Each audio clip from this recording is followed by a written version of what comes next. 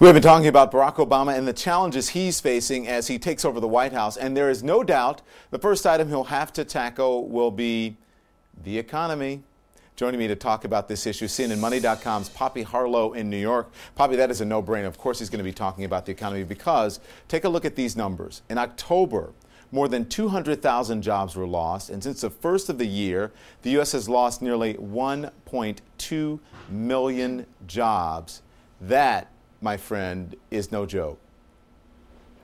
Hey there, Don. That is no joke. And on top of that, this week we heard 15,000 more jobs were cut at industries across the board, from finance to lazy boy. I mean, Circuit City cutting a lot of jobs too. And you know what?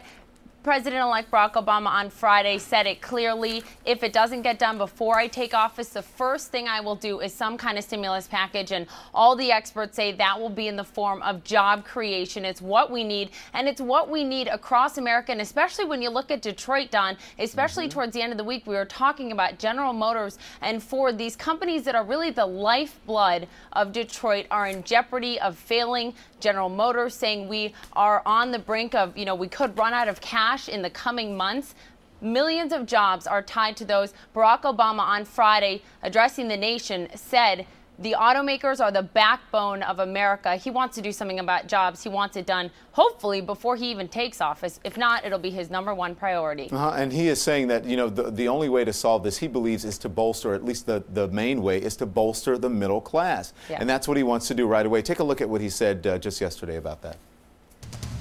We need a rescue plan for the middle class that invests in immediate efforts to create jobs and provide relief to families that are watching their paychecks shrink and their life savings disappear.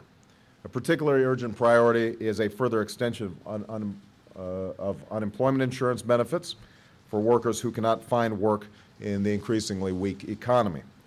A fiscal stimulus plan that will jumpstart economic growth is long overdue. I've talked about it throughout the last few months of the campaign. We should get it done. All right, so jump-starting the middle class and the economy there, but also you talked about it a little bit. He also wants to make sure that unemployment benefits are extended for people who do not have jobs now so that they can pay their bills, pay their mortgages, and what have you. But it's going to be a tough challenge for him to step into right away. Boy, it's going to be a huge challenge, John. I think the big challenge is how do you pay for this all when we already have a national debt of more than $10 trillion? We're paying for 2 wars right now. How do you pay for all of this?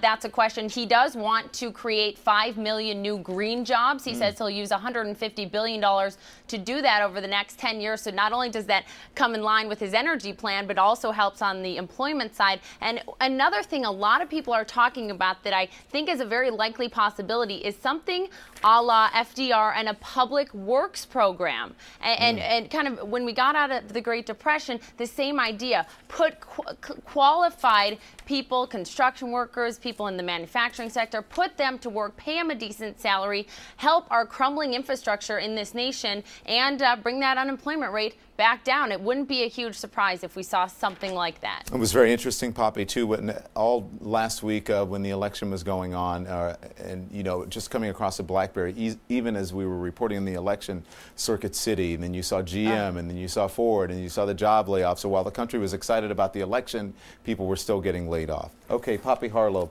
joining us from New York. We thank you very much for that.